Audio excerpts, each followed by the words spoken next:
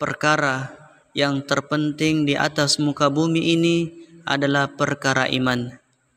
Iman ini penting untuk dimiliki oleh setiap manusia, dan mengusahakan atas iman ini penting daripada segala-galanya. Karena dengan adanya iman, manusia akan mengetahui siapa dirinya dan akan mengetahui siapa Tuhan yang disembahnya.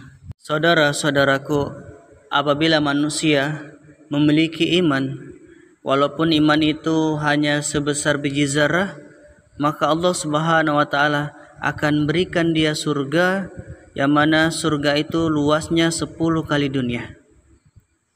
Olehnya itu, mari kita belajar tentang iman dan berusaha untuk menjadi orang yang beriman. Orang yang beriman itu adalah alladzina yu'minuna bil ghaib, yaitu mereka yang beriman kepada yang gaib. Saudara-saudaraku, secara etimologi, pengertian iman itu diambil dari kata kerja amanah dan yu'minu, yang artinya ialah percaya atau membenarkan. Sementara di dalam Al-Quran, surah At-Taubah ayat 62 menyebutkan bahwa pengertian iman ialah membenarkan. Dan di dalam hadis disebutkan bahwa pengertian iman ialah diucapkan oleh lidah, dibenarkan dalam hati, dan diaktualisasikan amal perbuatannya dengan anggota tubuh. Baik, pokok iman itu ada 3. Yang pertama, iman ilahiyat, artinya iman yang berkaitan dengan Allah Subhanahu wa taala. Yang kedua ada iman nabawiyat, yaitu iman yang berkaitan dengan semua nabi. Dan yang ketiga ada yang disebut dengan iman sam'iyat, artinya iman yang berkaitan dengan firman Allah dan sabda Rasulullah SAW. Dalam pandangan Islam, pengertian iman diwujudkan dalam rukun iman seperti berikut. Rukun iman itu ada 6. Yang pertama, iman kepada Allah. Yang kedua, iman kepada malaikat. Yang ketiga, iman kepada kitab-kitab Allah.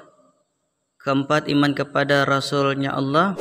Kelima, iman kepada hari kiamat. Dan yang keenam adalah iman kepada takdir baik dan takdir buruk. Dan insyaallah pada pembahasan ini kita hanya membahas tentang 3 saja, yaitu iman kepada Allah, iman kepada malaikat, dan iman kepada kitab-kitab Allah Subhanahu wa taala, ya. Jadi iman kepada Allah Subhanahu wa taala itu wajib, ya. Jadi tanda wajib adanya Allah itu adanya alam semesta ini. Allah Subhanahu wa taala yang menciptakan 7 lapis langit dan bumi serta apa yang ada di dalamnya. Allah bersifat sempurna, tidak ada yang menyerupainya. Maha suci Allah, Maha mendengar, Maha melihat, dan Maha mengetahui gerak-gerik hati semua makhluknya, yakni mengetahui segala perbuatan makhluknya yang lahir maupun yang batin. Lagi Maha kuasa. Dan Allah Subhanahu wa taala adalah Maha kekal, hidup selama-lamanya. Rukun iman yang kedua yaitu iman kepada malaikat Allah. Malaikat itu adalah pesuruh Allah Subhanahu wa taala yang senantiasa taat dalam menjalankan segala perintah Allah Subhanahu wa taala yang telah diwajibkan kepadanya. Malaikat itu tidak berayah, tidak beribu, dan tidak pula berjenis kelamin.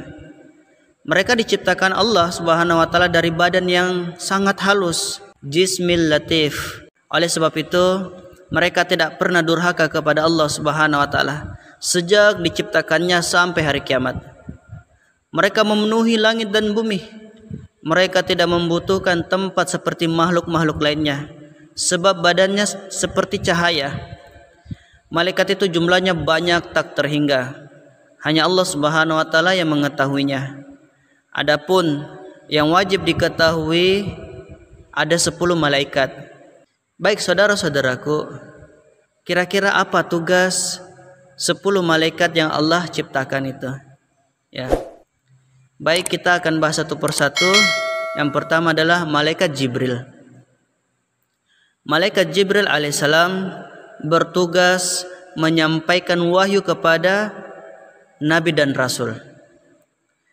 Yang kedua, malaikat Mikail alaihissalam bertugas menyampaikan rezeki kepada makhluk hidup, termasuk juga mengatur hujan dan angin.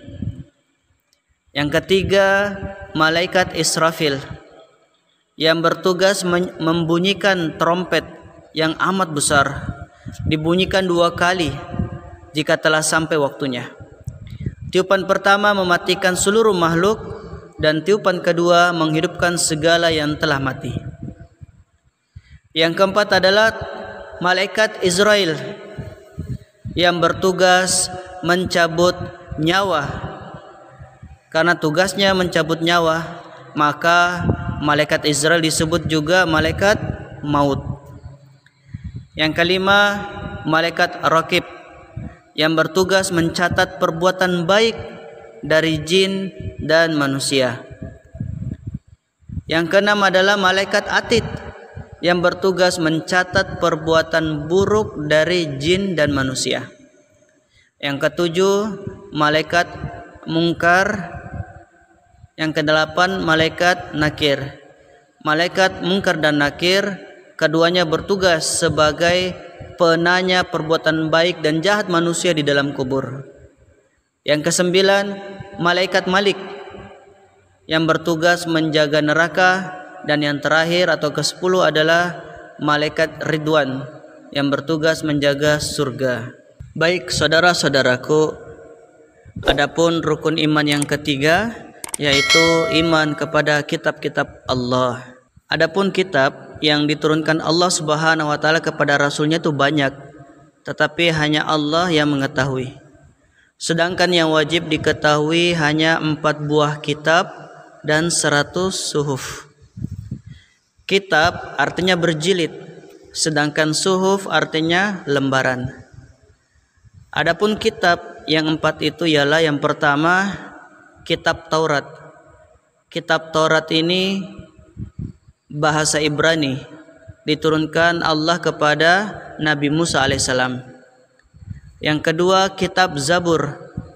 Kitab Zabur ini berbahasa Qibti yang diturunkan Allah kepada Nabi Daud alaihissalam. Yang ketiga kitab Injil. Kitab Injil bahasa Suryani, diturunkan Allah kepada Nabi Isa alaihissalam. Dan yang keempat adalah kitab Al-Quran. Ini dalam bahasa Arab, diturunkan Allah kepada Nabi Muhammad sallallahu alaihi wasallam. Adapun yang 100 suhuf diturunkan Allah kepada 3 orang nabi, yaitu Nabi Syits. Nabi Syits diberikan suhuf sebanyak 60 suhuf. Yang kedua Nabi Ibrahim alaihissalam. Nabi Ibrahim alaihissalam diberikan 30 suhuf. Dan yang ketiga adalah Nabi Musa alaihissalam yang diberikan 10 suhuf.